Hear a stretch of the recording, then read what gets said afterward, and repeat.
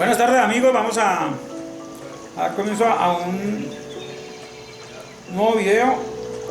Soy Guillermo Machado Calzada, venerable maestro Hortus Sons. A través de nuestro canal en YouTube vamos a estar compartiendo una serie de videos cortos hablando acerca de lo que es la filosofía gnóstica. Hemos dicho siempre en todos nuestros en nuestros videos, en nuestros audiovisuales, hemos explicado que la gnosis no es un movimiento, sino un estado de conciencia. La gnosis es la conciencia despierta misma. El gnóstico es aquella persona que tiene conciencia despierta, que está lúcido, mentalmente lúcido,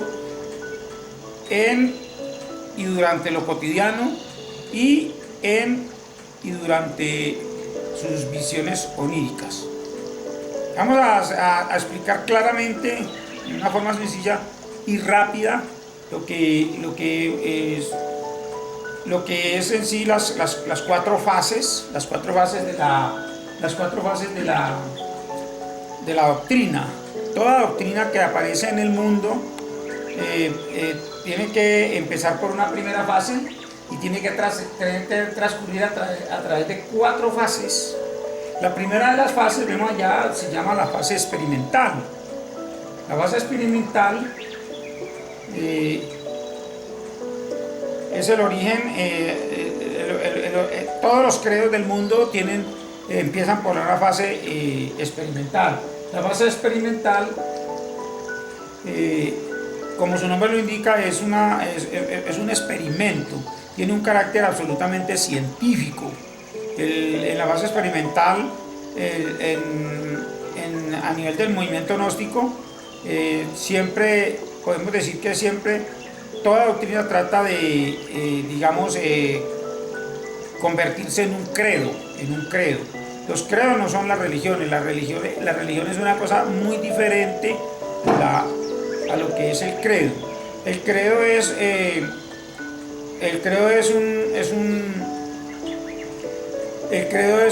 es una filosofía, podríamos decir así, es una filosofía o un conjunto de argumentos con los que se trata de convencer a un prosélito para que crea que su líder ha sido enviado de Dios, es un enviado de Dios. Todos los credos pretenden exaltar la personalidad humana del líder. Es una cosa muy diferente a lo de la religión. La religión, como hemos dicho siempre aquí en las conferencias que ya se han editado a nivel de las redes sociales,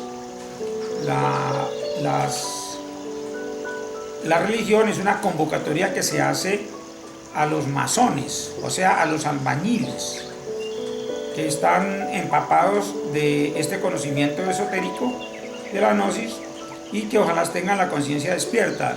¿Cuál es la misión de nuestros albañiles? Desplazarse a los lugares desolados por causa de las guerras y por causa de los desastres naturales, y el objetivo de ellos, de estas misiones, de estos grupos de albañiles, es prestar asistencia socioeconómica a las viudas y a los huérfanos,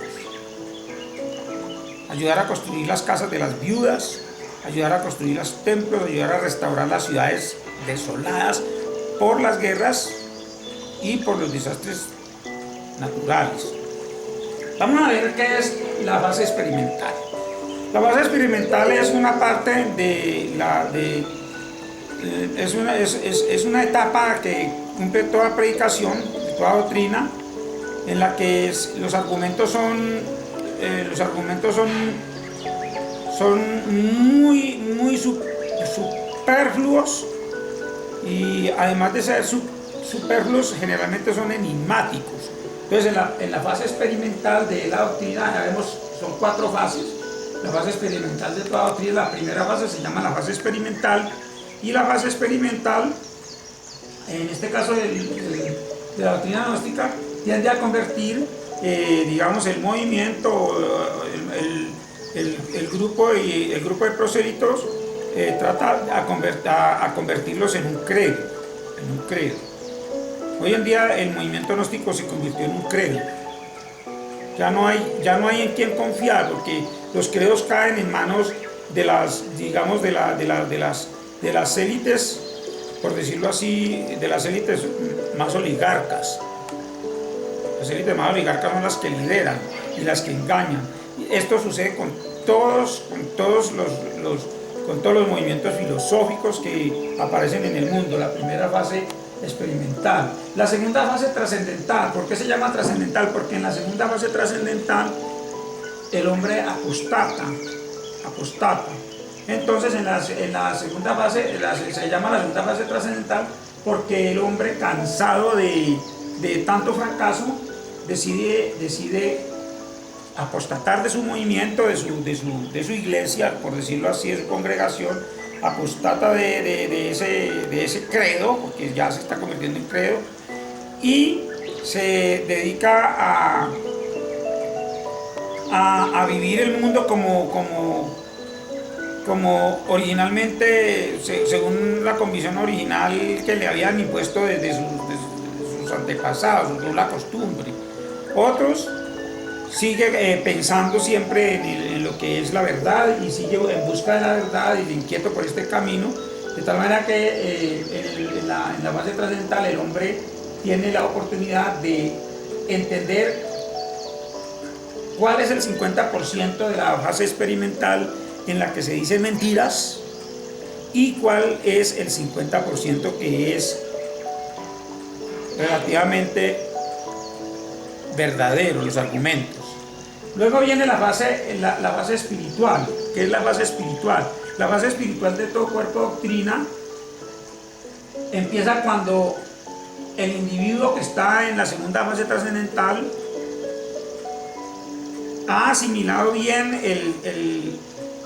el contexto y ha entendido bien que debe despertar conciencia tanto en lo cotidiano como en lo onírico. Las personas de cuarta fase espiritual son aquellas que han entendido perfectamente que si no despiertan conciencia en lo onírico, si no tienen la mente absolutamente lúcida durante sus propias visiones oníricas, entonces no son gnósticos, no trascienden. Esa es la fase trascendental. No todos los miembros de una organización en cuarta fase, en segunda fase trascendental, entran a la tercera fase espiritual. Los que entran en la segunda fase espiritual son los que asimilan perfectamente el verdadero significado del cuerpo de doctrina gnóstico y que entienden que gnosis es la conciencia, que el gnóstico es la persona que tiene conciencia y tiene la conciencia despierta y que está completamente, absolutamente y mentalmente lúcido en sus visiones oníricas. La última fase, o sea, la cuarta fase, es la fase celestial. Podemos decir aquí a grosso modo, porque nos vamos a dedicar en otros videos a explicar fase por fase en qué consiste cada una y qué es lo que se estudia en cada una de las fases. Pero la cuarta fase es la fase donde el individuo se supone que está completamente consciente de lo que es de la verdad acerca del cuerpo de doctrina, de lo que recibió en el cuerpo durante la predicación del cuerpo de doctrina. Entonces la fase celestial es lo que llamamos en las escrituras el reino de los cielos. En el cristianismo se llama el reino de los cielos. En el reino de los cielos, pues el reino de los cielos no es un lugar donde se supone que van los maestros, ni los ángeles, ni los arcángeles, ni las potestades, ni nada de eso, no. El reino de los cielos es la plenitud de la conciencia absolutamente despierta. O sea, el reino de los cielos es un estado de conciencia de los hombres espiritualmente trascendidos. Entonces, ya cuando entendemos la cuarta fase celestial, la persona entiende que el cielo pues es un estado de conciencia donde el hombre disfruta de todos los dones del cielo, de todas las bendiciones.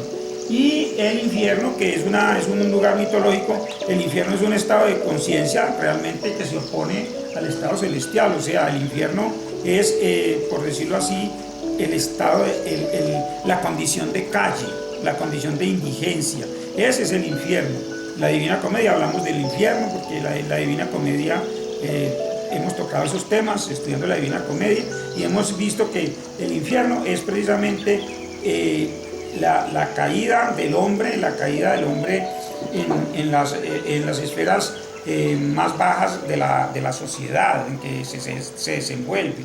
Entonces los infiernos son realmente estados de conciencia infrahumanos. Siempre podemos hablar así de aquella persona que se va degradando y que finalmente se haya embutido en condición de calle. Buenas tardes.